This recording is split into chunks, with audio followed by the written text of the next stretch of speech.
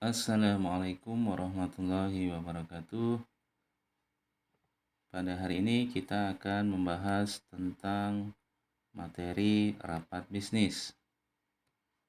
Rapat bisnis adalah pertemuan formal antara anggota tim yang terdiri dari 2 orang atau lebih, yang terdiri dari orang-orang yang ada di manajemen ataupun pihak terkait lainnya dalam sebuah perusahaan ataupun organisasi, dengan tujuan membahas isu-isu, mengambil keputusan, menyampaikan informasi, atau merencanakan kegiatan yang berkaitan dengan operasional, strategi, atau masalah-masalah bisnis. Rapat bisnis biasanya diadakan secara terjadwal dan melibatkan peserta yang memiliki kepentingan dalam topik yang dibahas. Pentingnya rapat bisnis adalah untuk memfasilitasi komunikasi dan kolaborasi antara anggota tim serta memastikan bahwa semua pihak yang terlibat memiliki pemahaman yang sama tentang topik yang sedang dibahas. Selain itu, rapat bisnis juga dapat menjadi forum untuk memperoleh masukan, ide, dan pendapat dari berbagai perspektif yang berbeda, sehingga memungkinkan pengambilan keputusan yang lebih baik. Rapat bisnis umumnya dipimpin oleh seorang pemimpin rapat atau moderator yang bertanggung jawab menjaga agar rapat berjalan lancar, mengarahkan diskusi, dan mencapai tujuan yang ditetapkan. Selama rapat, peserta dapat menyampaikan laporan, presentasi, atau hasil penelitian terkait dengan topik tertentu, serta memperdebatkan isu-isu yang relevan. Hasil dari rapat bisnis ini biasanya direkam dalam bentuk notulensi atau catatan rapat yang akan menjadi referensi di masa mendatang. Rapat bisnis dapat dilakukan secara langsung, di mana peserta berkumpul secara fisik dalam ruangan yang sama, atau secara virtual melalui telekonferensi atau platform komunikasi online. Dalam beberapa kasus, rapat bisnis juga dapat melibatkan pihak dari luar perusahaan seperti mitra, klien, atau pemangku kepentingan lainnya. Nah, apa sih tujuan dari rapat bisnis? Tujuan rapat bisnis adalah sangat bervariasi, mulai dari merumuskan strategi bisnis, mengevaluasi kinerja, mengatasi masalah operasional, membahas proyek atau tugas tertentu, hingga menyampaikan pembaruan tentang perkembangan bisnis atau pelaksanaan rencana ke depannya. Kemudian apa perbedaan rapat bisnis dengan rapat non-bisnis? Perbedaan antara rapat bisnis dengan rapat non-bisnis tentu saja terletak pada tujuan, konteks, dan topik yang dibahas dalam rapat tersebut. Berikut ini adalah beberapa perbedaan utama antara rapat bisnis dan rapat non-bisnis. Yang pertama, ditinjau dari tujuan rapat. Rapat bisnis memiliki tujuan membahas masalah-masalah, mengambil keputusan, merencanakan kegiatan, dan mempertimbangkan strategi yang berkaitan dengan operasional dan tujuan bisnis perusahaan. Sedangkan rapat non-bisnis tujuannya lebih beragam, tergantung pada konteksnya. Rapat ini dapat digunakan untuk menyampaikan informasi, memecahkan masalah sosial, membahas kegiatan kelompok, atau membahas topik non-bisnis seperti acara sosial, kegiatan amal, dan hobi tertentu. Yang kedua, kita tinjau dari konteks rapat. Sebuah rapat bisnis biasanya dilakukan di lingkungan kerja atau dalam konteks organisasi bisnis. Peserta rapat biasanya terdiri dari anggota tim, manajer, dan pihak terkait yang memiliki kepentingan dalam aspek bisnis perusahaan. Rapat non-bisnis dapat dilakukan di berbagai konteks di luar lingkungan kerja atau bisnis, misalnya rapat kelompok komunitas, rapat organisasi sukarela, rapat dewan, atau rapat komite sosial.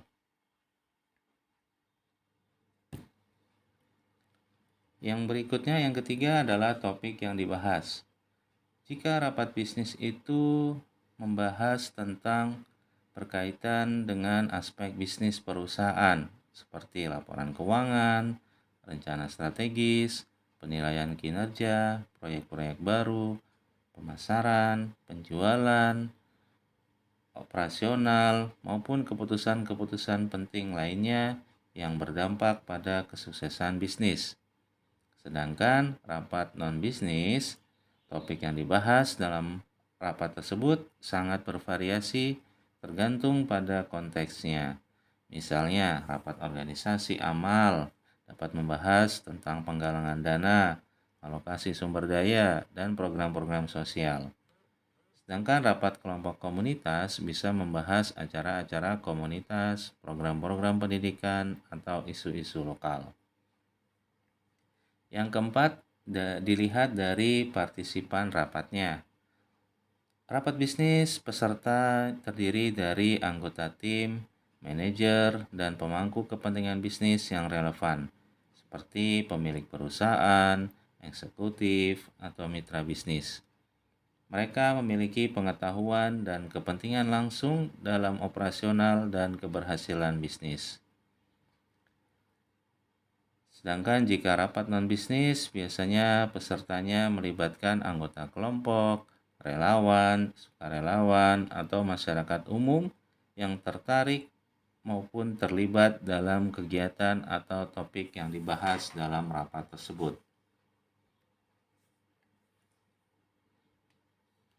Perbedaan antara rapat bisnis dan rapat non-bisnis yang lainnya tentu masih banyak lagi. Nah, mari kita bahas tentang bagaimana jenis-jenis rapat tersebut. Ada berbagai jenis rapat yang dapat diadakan dalam konteks bisnis ataupun organisasi.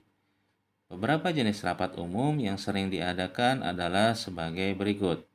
Yang pertama adalah rapat staf. Rapat staf ini melibatkan anggota tim atau departemen tertentu dalam organisasi untuk berbagi informasi, mendiskusikan proyek, memperbarui status pekerjaan, dan berkoordinasi mengenai tugas-tugas yang berkaitan dengan pekerjaan sehari-hari. Yang kedua adalah rapat proyek. Rapat proyek diadakan dalam rangka mengelola proyek tertentu. Peserta rapat biasanya terdiri dari anggota tim proyek, manajer proyek, dan pemangku kepentingan terkait. Rapat ini bertujuan untuk memperbarui kemajuan proyek, mengevaluasi risiko, memecahkan masalah, dan membuat keputusan terkait proyek. Yang ketiga adalah rapat pimpinan. Rapat ini melibatkan manajemen puncak atau pemimpin organisasi. Rapat ini digunakan untuk membahas isu-isu strategis, merumuskan kebijakan organisasi, mengambil keputusan strategis, dan mengevaluasi kinerja perusahaan secara keseluruhan. Berikutnya ada rapat penjualan. Rapat penjualan tentu saja melibatkan tim penjualan perusahaan. Tujuannya adalah untuk memperbarui kemajuan penjualan, meninjau target penjualan, membahas strategi penjualan, dan berbagai informasi-informasi tentang peluang bisnis baru. Yang berikutnya adalah rapat evaluasi kinerja. Rapat ini diadakan secara berkala antara seorang manajer dan anggota timnya untuk mengevaluasi kinerja individu, memberikan umpan balik, dan menetapkan tujuan serta pengembangan masa depan. Kemudian yang berikutnya adalah rapat keuangan. Rapat ini melibatkan tim keuangan dan manajemen perusahaan untuk membahas laporan keuangan, anggaran proyek, serta proyeksi keuangan, dan kebijakan keuangan perusahaan lainnya. Berikutnya rapat Dewan Direksi. Rapat ini diadakan oleh Dewan Direksi suatu perusahaan dan melibatkan anggota Dewan Direksi, eksekutif, dan pemangku kepentingan utama. Tujuan rapat ini adalah untuk membahas strategi jangka panjang, keputusan strategis keuangan, pengangkatan eksekutif, dan isu-isu penting lainnya yang berkaitan dengan kepemimpinan perusahaan. Berikutnya adalah rapat umum pemegang saham. Rapat ini diadakan oleh perusahaan publik dan melibatkan pemegang saham perusahaan.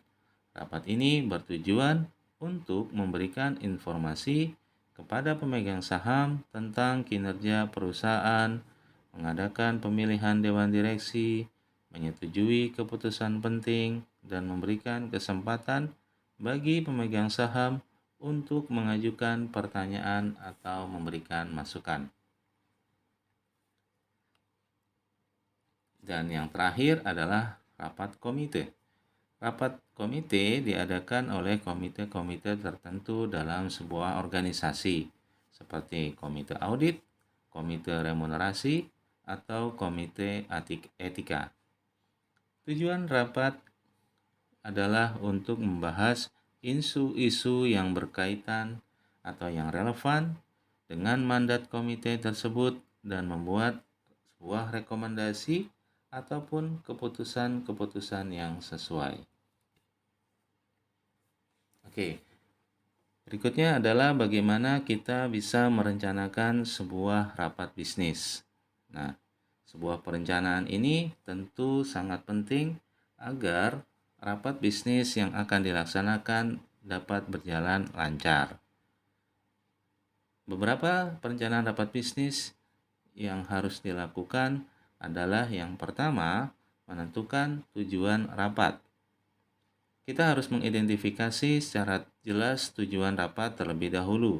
Apakah rapat tersebut untuk mengambil keputusan, menyampaikan informasi, merencanakan proyek, atau membahas masalah-masalah lainnya. Memahami tujuan rapat tentu akan membantu kita untuk mengarahkan agenda dan mempersiapkan materi-materi yang relevan. Yang kedua, pilih peserta rapat. Tentukan siapa yang harus kita undang ke rapat berdasarkan relevansi dan kepentingan mereka terhadap topik yang akan dibahas. Tentu kita juga harus memastikan kehadiran orang yang memiliki otoritas dan keputusan yang diperlukan untuk mendukung pengambilan keputusan yang efektif. Yang ketiga, penjadwalan waktu dan tempat. Tentukan waktu yang sesuai untuk rapat dan pastikan semua peserta rapat untuk hadir. Pilih tempat yang nyaman dan sesuai dengan jumlah peserta serta fasilitas yang dibutuhkan seperti ruang rapat, alat presentasi, atau akses internet jika rapat dilakukan secara virtual.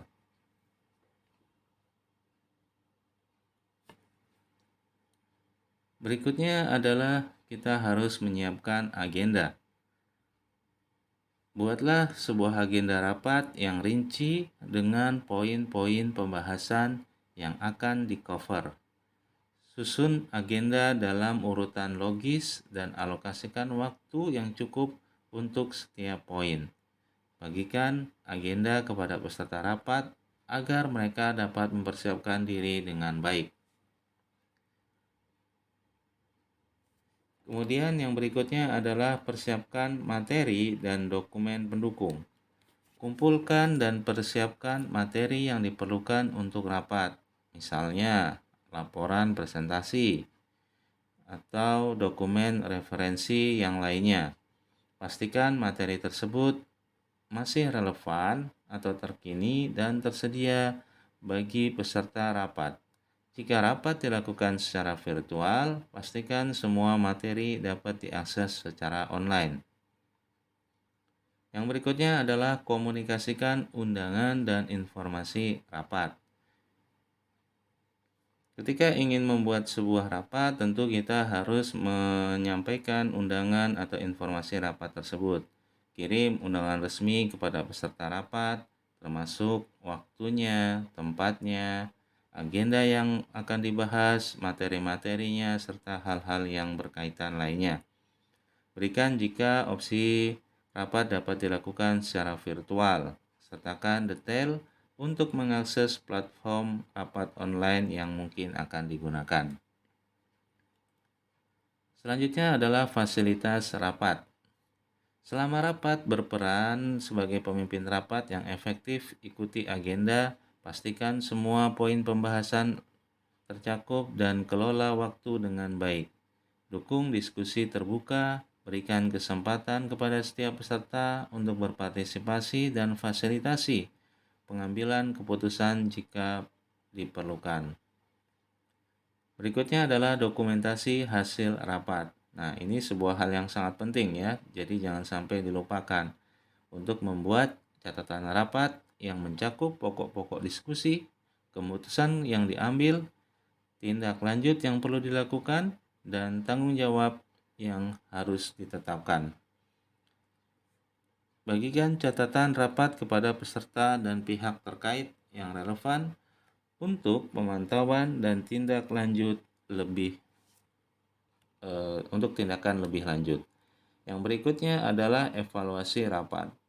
Setelah rapat selesai, lakukan evaluasi terhadap keberhasilan rapat. Mintalah umpan balik dari peserta mengenai peraturan isi rapat dan proses identifikasi atau perbaikan dan perkembangan maupun pertimbangan umpan balik tersebut dalam perencanaan rapat berikutnya. Setelah perencanaan selesai dan tiba waktunya untuk pelaksanaan rapat, maka pelaksanaan rapat bisnis yang efektif memerlukan perhatian terhadap berbagai aspek yang dapat mempengaruhi kelancaran dan hasil rapat. Berikut adalah langkah-langkah yang dapat membantu kita dalam pelaksanaan rapat bisnis. Yang pertama adalah persiapan sebelum rapat. Pastikan ruang rapat atau platform virtual siap untuk digunakan. Periksa peralatan presentasi, audio, dan video yang akan digunakan. Sediakan materi rapat yang relevan kepada peserta sebelumnya agar mereka dapat mempersiapkan diri dengan baik. Lakukan persiapan teknis seperti menguji konektivitas internet jika rapat dilakukan secara virtual atau menyiapkan alat bantu presentasi jika diperlukan. Yang berikutnya adalah memulai rapat. Sambut peserta dengan ramah dan pastikan semua peserta untuk hadir. Tinjau agenda rapat dan tetapkan ekspektasi mengenai waktu dan aturan rapatnya. Yang kemudian adalah jelaskan tujuan rapat secara singkat untuk memfokuskan peserta. Berikutnya adalah bagaimana mengikuti agenda rapat. Ikuti agenda yang telah ditetapkan dengan seksama, berikan waktu yang cukup untuk setiap poin pembahasan, dan pastikan semua poin sudah tercakup. Dukung partisipasi aktif peserta dengan memberikan kesempatan untuk berbicara, berbagi pendapat, dan mengajukan pertanyaan. Fasilitas diskusi yang efektif. Jaga suasana rapat tetap terkendali dan fokus pada topik yang dibahas. Dukung diskusi yang terbuka dan menghargai pendapat setiap peserta. Hindari dominasi satu atau beberapa peserta dan berikan kesempatan kepada semua untuk berkontribusi. Pengambilan keputusan. Jika rapat mengarah pada pengambilan keputusan, pastikan proses pengambilan keputusan yang jelas dan transparan. Berikan informasi yang cukup kepada peserta untuk membuat keputusan yang tepat. Gunakan teknik seperti pemungutan suara atau konsensus untuk mencapai keputusan yang disepakati oleh mayoritas peserta. Berikutnya adalah catat hasil rapat. Selama rapat, catat pokok-pokok diskusi, keputusan yang diambil, dan tindak lanjut yang ditetapkan. Setelah rapat selesai, buat catatan rapat yang lengkap dan jelas. Bagikan catatan rapat kepada peserta dan pihak terkait yang relevan agar semua pihak memiliki pemahaman yang sama tentang hasil rapat. Berikutnya adalah evaluasi rapat. Setelah rapat, lakukan evaluasi terhadap proses dan hasil rapat. Mintalah umpan balik dari peserta tentang kelancaran rapat, pengelolaan waktu, dan efektivitas komunikasi.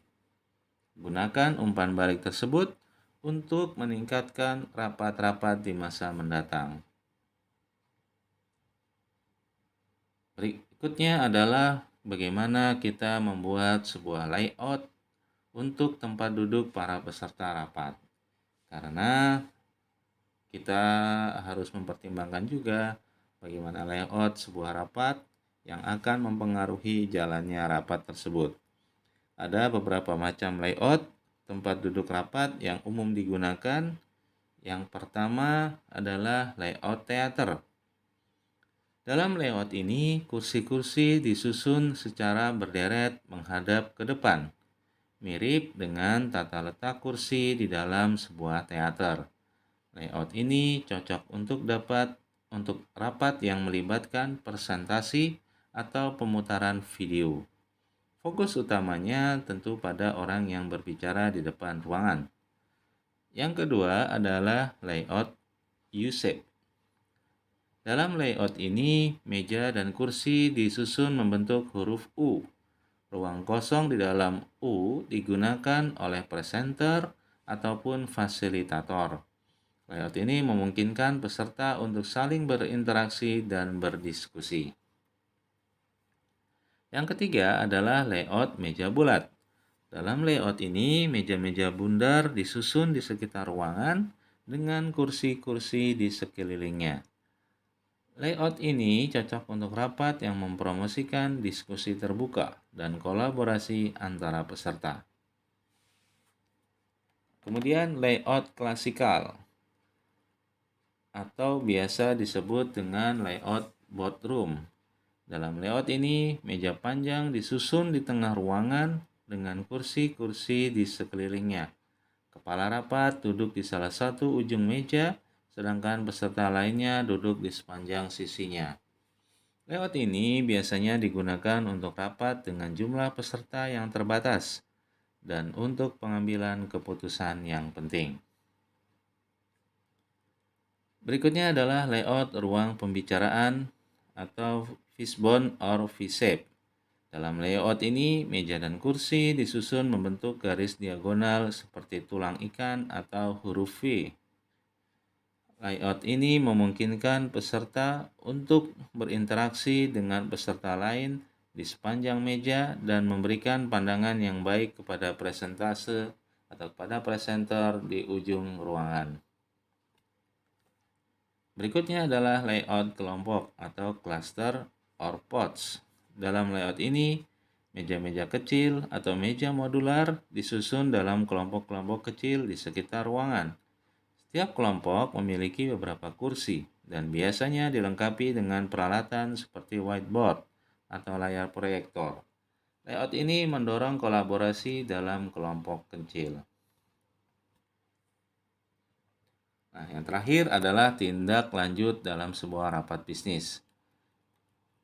Tindak lanjut setelah rapat bisnis tentu juga sangat penting untuk memastikan bahwa keputusan dan tugas yang telah ditetapkan dalam rapat dapat diimplementasikan dengan baik. Berikut adalah langkah yang dapat kita ambil untuk melakukan tindak lanjut sebuah rapat bisnis. Yang pertama, distribusikan catatan rapat. Setelah rapat selesai, bagikan catatan rapat kepada semua peserta dan pihak terkait yang relevan. Pastikan catatan tersebut mencakup ringkasan hasil rapat, keputusan yang diambil, tugas yang ditugaskan, dan tenggat waktu yang telah ditetapkan. Tindak lanjut individual. Peserta rapat harus mengambil tanggung jawab atas tugas yang telah ditetapkan untuk mereka.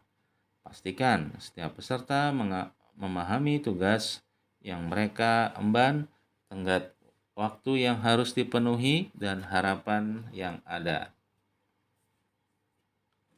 Lakukan monitor dan evaluasi. Pantau kemajuan tindak lanjut setelah rapat. Lakukan evaluasi reguler untuk memastikan bahwa tugas-tugas dikerjakan sesuai tenggat waktu dan bahwa hasil yang diharapkan dapat tercapai. Jika ada kendala atau perubahan yang dibutuhkan, komunikasikan hal tersebut dengan peserta terkait. Berikutnya adalah komunikasi yang efektif. Selama proses tindak lanjut, pastikan ada komunikasi yang terbuka dan jelas antara peserta rapat. Jika ada pertanyaan, hambatan, atau perubahan situasi, pastikan untuk berkomunikasi secara proaktif agar semua pihak tetap terinformasi. Kemudian bagaimana kita memerlukan sebuah rapat tindak lanjut? Tentu jika hal ini diperlukan. Adakan rapat tindak lanjut untuk memeriksa kemajuan, memecahkan masalah, dan mengkoordinasikan upaya kolaboratif. Rapat tindak lanjut ini dapat membantu memastikan bahwa tugas-tugas yang ditetapkan berjalan sesuai rencana dan memberikan kesempatan untuk melibatkan semua peserta. Lakukanlah evaluasi hasil. Setelah tugas-tugas selesai, lakukan evaluasi terhadap hasilnya. Apakah keputusan yang diambil telah menghasilkan hasil yang diharapkan atau tidak? Apakah tugas-tugas yang ditugaskan telah diselesaikan dengan baik atau belum? Evaluasi ini membantu dalam belajar dan meningkatkan proses rapat serta tindak lanjut di masa mendatang. Dan tentu saja yang terakhir adalah Anda perlu melakukan dokumentasi. Pastikan semua tindak lanjut, perubahan, dan keputusan yang diambil setelah rapat didokumentasikan dengan baik. Hal ini akan penting untuk referensi dan arsip perusahaan serta untuk memastikan transparansi dan akuntabilitas. Oke, demikian tadi materi tentang rapat bisnis. Semoga dapat bermanfaat. Assalamualaikum warahmatullahi wabarakatuh.